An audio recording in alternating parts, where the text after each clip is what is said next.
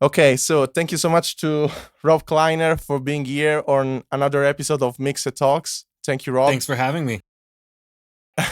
It's a really a pleasure to have you on Mixed Talks. Okay, so talking about a bit of your career, can you remember the first moment when you felt a strong connection to music and started your journey in this industry? Yeah, I mean, I think it was when I was about 3 years old. My mom would put, music on to get me to go to sleep at night, every single night, falling asleep. And it was like just awesome. And I didn't like going to sleep when I didn't have it. So I think we can trace it all the way back to, like I had a really deep connection and I wanted to do music with the rest of my life. Okay, so you started your journey in your childhood in your family and developed this passion about. So it's a really insane indeed. And talking about your workflow with artists, okay? When you working with artists, do you have a preferred approach that you enjoy, or is there one that you find more challenging? Yeah, I think it's important for anybody that's collaborating on music or any art at all to like just have, a human connection before you start working on something like that. And so most of my sessions or most of my collaborations start with just getting to know the person I'm working with. And I think that's a Okay. real important part of it. And, you need to have some kind of connection and understanding, I think, to really make something good Yeah. together.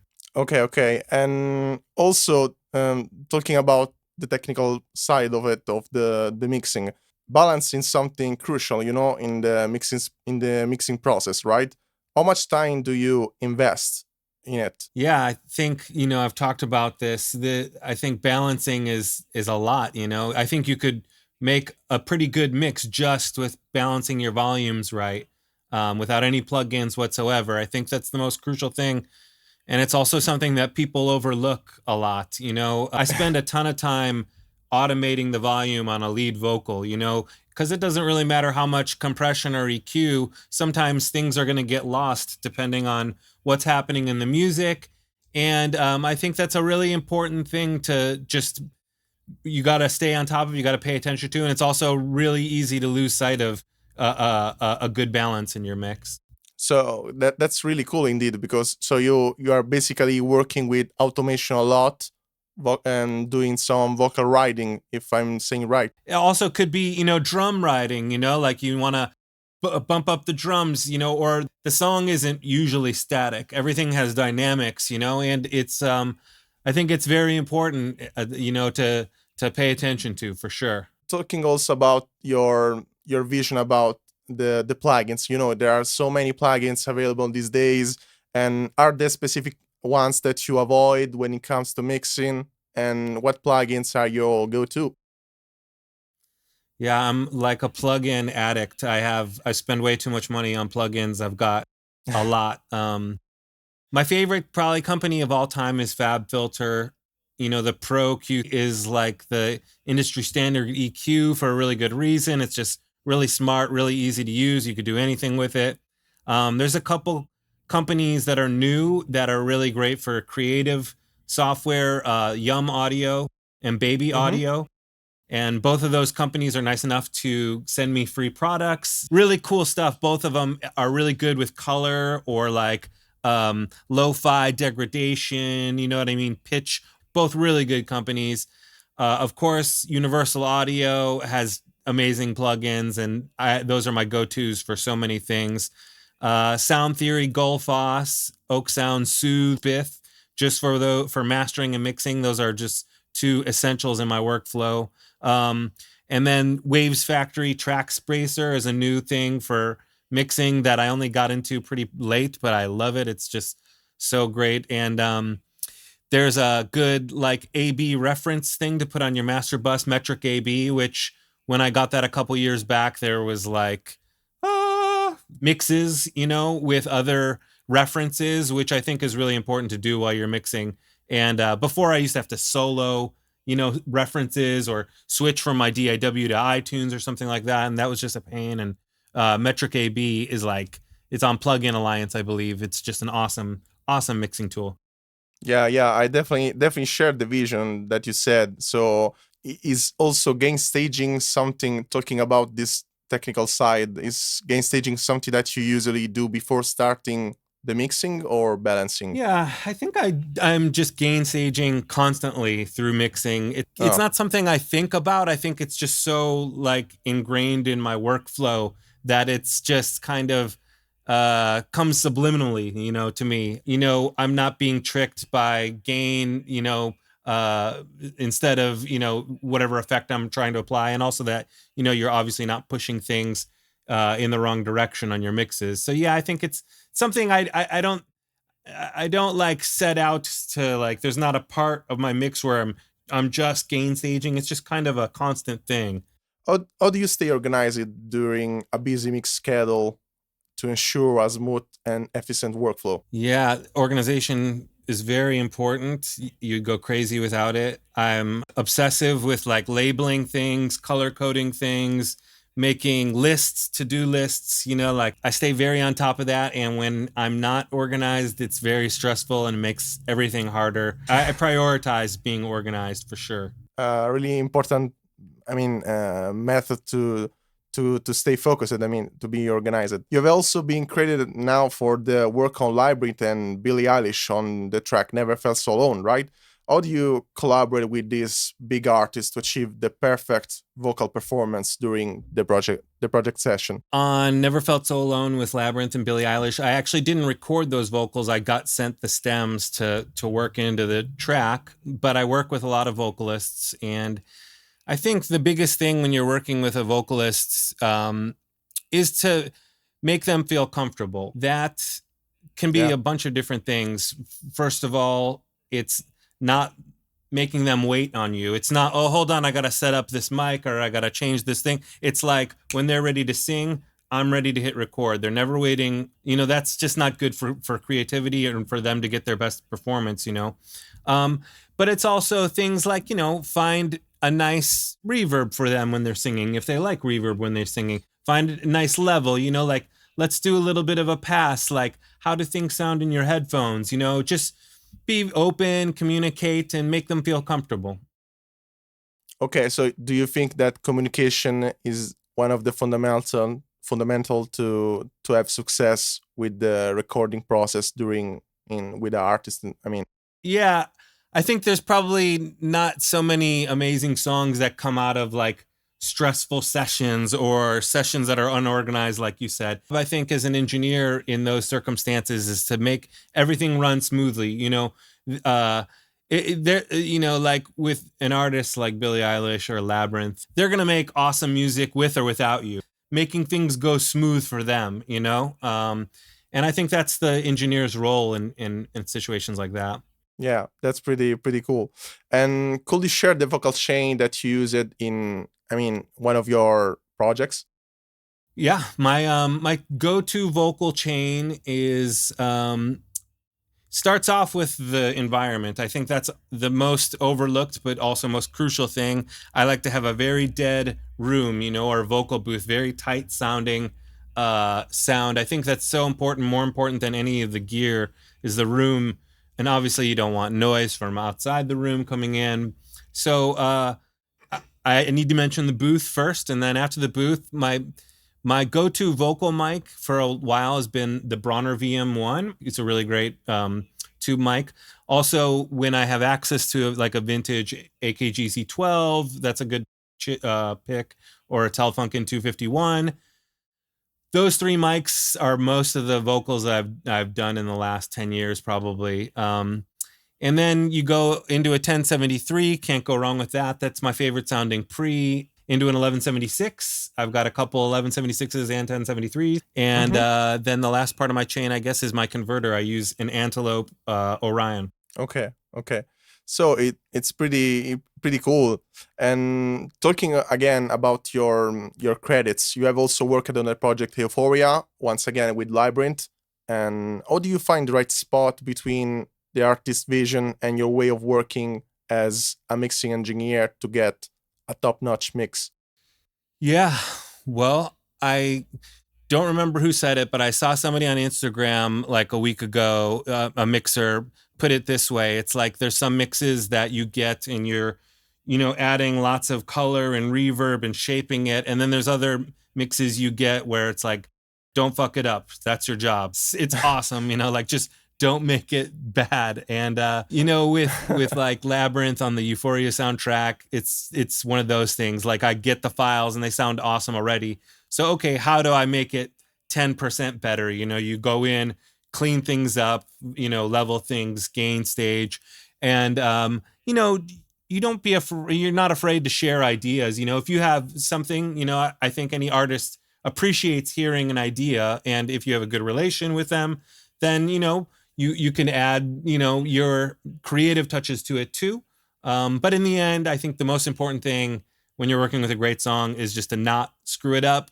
15 to 20% better. That's your job, just cleaner, crisper, balanced. That's your job. Yes, that's really cool indeed. And do you often do the mix in mono or not? I know that's a very common technique. I never do mixes in mono, completely in mono, start to finish. I'm referencing in mono during my mix. I like to reference. I've got several different monitor choices in my mix room. So I like to A, B, C, those different monitors. And I like to also, A, B with mono and stereo. For me, mixing start to finish in mono the whole time or close to finish would just drive me crazy. Like it's just like very hard for me to listen to mono for an extended bit of time. And I think my workflow just is not right for a guy to do, like a complete mono mix and then, add the stereo at the end. So yeah, I don't mix in mono. Maybe next year I'll try mixing in mono. That's really cool because many engineers do, the famous thing, mixing in mono, and sometimes it's fun to see other engineers' workflow in another way than the mono. And in the vocal post-production process, do you typically work on vocals in a dedicated session before integrating everything into the final mix or not? Sometimes I do, sometimes I don't. I treat the vocals their own way. Like when I'm starting with a lead vocal, a lot of it, at least like the first chunk of time is spent soloed, like any noise, obviously, and just things like that. And then applying, whatever I'm going to put on it, very separate of the music. And then once I kind of have it soloed a way I love it. But my very first job, I think, when I'm working with a vocal is to just get it sounding awesome, totally on its own. So you could just listen to the acapella and go, wow, that sounds beautiful. Yeah. That's really cool, and I share the vision, definitely. And working with legendary artists like we said before, Billie Eilish, Labrinth, how was this experience for you in terms of collaboration and mixing? Yeah, it's a dream come true. You spend like a big portion of your career where you're working with friends, or small projects, and I spent a decade doing that, over a decade, and that's fun and you learn a lot. And then one day you wake up and it's like your idols are like coming over to work on songs with you, and it's amazing. It's crazy. But I think it's also just really fun, and I really feel really lucky to be able to work with artists of that kind of caliber. That's super cool. And you also have, you have contributed with a song from the Weeknd in the film Avatar: The Way of Water. How was the experience in that situation? Yeah, it was great. Yeah, I mastered the soundtrack for Avatar: Way of Water, and that's fun. Atmos is something I started doing in the last few years, and that was a really cool project to be able to do that for. And yeah, working on the Weeknd mix or mastering the Weeknd single was a dream come true. Again, getting to work with an artist of that caliber, just so cool. It was also found it really interesting that I work with a lot of indie artists, and a lot of them are always concerned with like the levels of their masters. They a lot of people misunderstand the whole streaming, like LUFS, Yeah. Spotify correction, and working with the major label artists and really big artists, like that's like not a concern. It's like everything is like loud and upfront. That's still really important in that world, and I think that's a good lesson to just kind of remember. I think working on all sorts of projects. Yeah.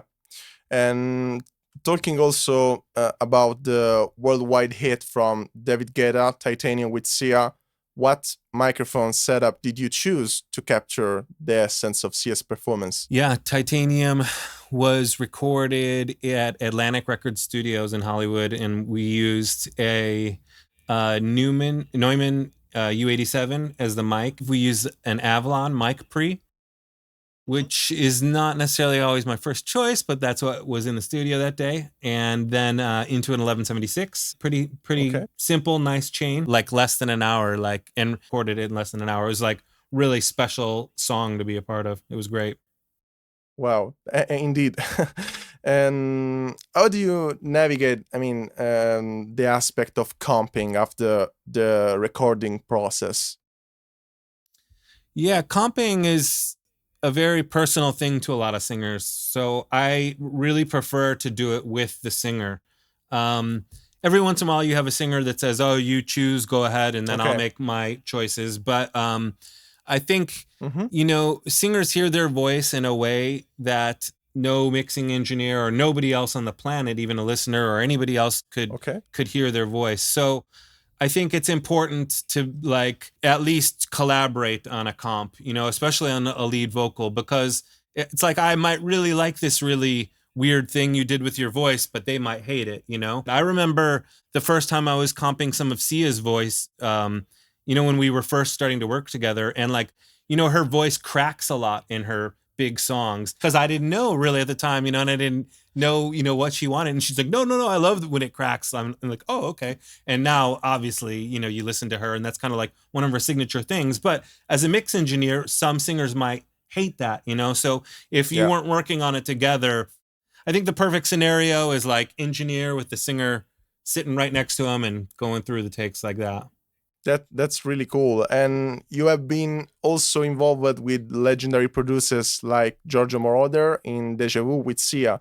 Again, how did you approach the vocal production of this project? Yeah, like I said before, I just was like, don't mess this one up. Yeah, yeah.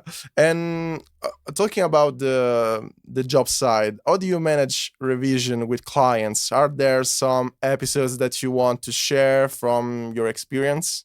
Yeah, I think I tell anybody that's hiring me to mix or master something that I will do revisions until you're happy. I don't like Okay. to say, well, I'll Okay. do so many revisions because I don't want people to feel, like we're on a clock or they have to decide right now whether they like something or not. I think a lot of times the only way to know whether you're going to like something or not is to hear it. So, and they might say, "Oh, no, no, no, change this." And they might hear it and go, "Oh, change it back. That didn't, you were right the first time." And, I think it's like, again, it's got to be a collaboration. It can't just be a mixer giving an artist something, here you go, it's done. Both people have to use their ears, and decide whether they like something or not. So maybe I'm going to get myself into trouble by saying I would do unlimited revisions, but you'll find that I'm pretty relaxed with that. And I think it's important to like not pressure an artist. Obviously, there's probably a point where I would say, "Are you sure you hired the right guy for this?" I would do unlimited revisions until somebody's happy, till we're both happy. Okay, okay, that's a useful reminder. Thank you. And if you could go back and advise your younger self when starting out, what will be the advice to avoid some mistakes? Yeah, I think the biggest mistake I made early on was thinking that I didn't want to learn certain things. I started off as being an artist myself, and I thought, well, I don't want to learn how to produce or mix or master. Like I want to just be the songwriter. Yeah. But then I would go in studios and then I would find, it was like hard to sometimes work with producers because I have the vision in my head and I have to explain it to them. So it was easier for me to learn to produce. Then when I started producing myself, I found it was easier for me to learn how to mix myself. And then when I started mixing myself, I found it was easiest for me to learn how to master myself. And now that's what I do, is mix and master things. I think it was important for me to like be self-sufficient and not be afraid to try to learn every aspect of it, yourself. I think, an artist should learn how to manage themselves. They should learn how to book their own shows. They should learn all that just in case you need to be the person that handles it. Yeah, yeah. That's really wise to say, indeed.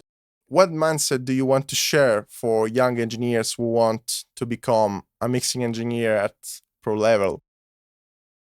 Yeah, I think Dave Pensando said it on one of his videos about mixing, and it was really great advice, and it always stuck with me. So I can't take credit for this, but I think it was a really important message that you should, not worry about the plugins you have or the gear you have. It's like all about your ear and your head. Like even if you didn't have any computer or anything, like people are going to hire you for you and your taste, not necessarily, what you've got or what you've done. It's like, having a good resume of stuff that shows people that you have good choices is important. But yeah, it's not about like anything besides your taste and showing that you can make really good decisions and tasteful decisions in a mix or a master or as a producer as well. And I think that's the most important thing. Okay. That's really cool, indeed, Rob. Thank you so much for making this possible